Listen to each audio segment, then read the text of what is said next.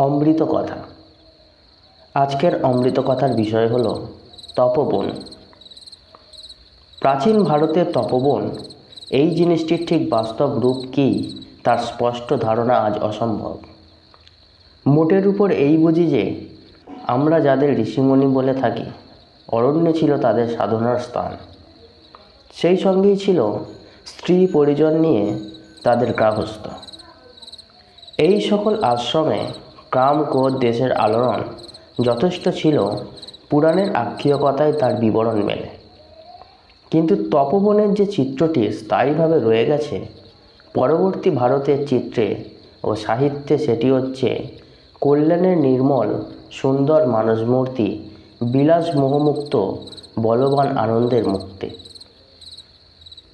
অব্যবহৃত পারিপার্শ্বিকের জটিলতা, অবিলতা, অসম্পূর্ণতা থেকে পরিত্রাণের আকাঙ্ক্ষা এই কাম্যলোক সৃষ্টি করে তুলেছিল ইতিহাসের অস্পষ্ট স্মৃতির উপকরণ নিয়ে।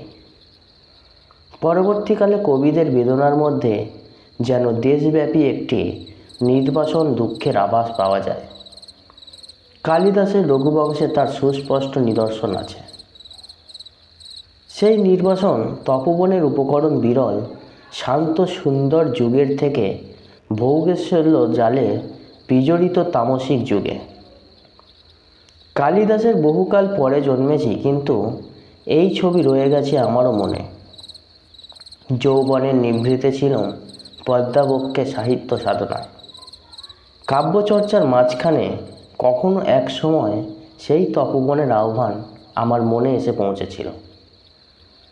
ভাববিলীন তপবন আমার কাছ থেকে রূপ নিতে চেয়েছিল আধুনিক কালে কোনো একটি অনুকূল ক্ষেত্রে। যে প্রেরণা কাব্যরূপ রচনায় প্রবৃত্ত করে, এর মধ্যে সেই প্রেরণা ছিল কেবলমাত্র বাণীরূপ নয়, প্রত্যক্ষ রূপ। অত্যন্ত বেদনার সঙ্গে আমার মনে এই কথাটি জেগেছিল, ছেলেদের মানুষ করে তোলবার জন্য একটা যন্ত্র তৈরি হয়েছে যার নাম বিদ্যালয়। সেটার ভিতর দিয়ে মানব শিশুর শিক্ষার সম্পূর্ণতা হতেই পারে না। এই শিক্ষার জন্য আশ্রমের দরকার, যেখানে আছে সমগ্র জীবনের সজীব ভূমিকা।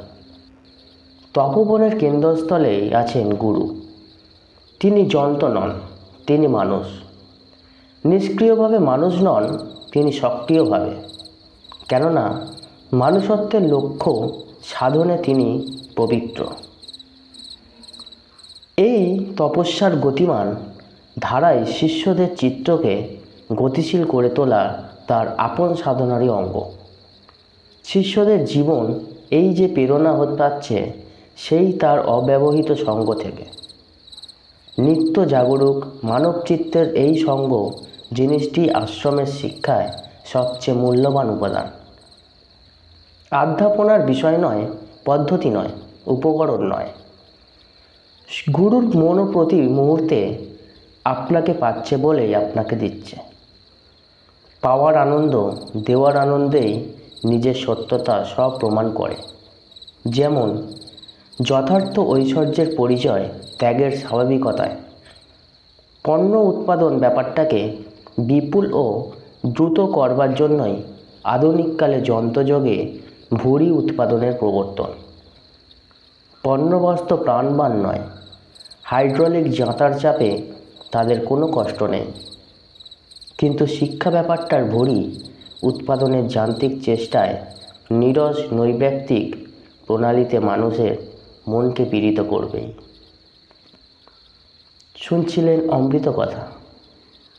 আজকের অমৃত কথাটি কবিগুরু রবীন্দ্রনাথ ঠাকুরের রচনাবলী থেকে নেওয়া।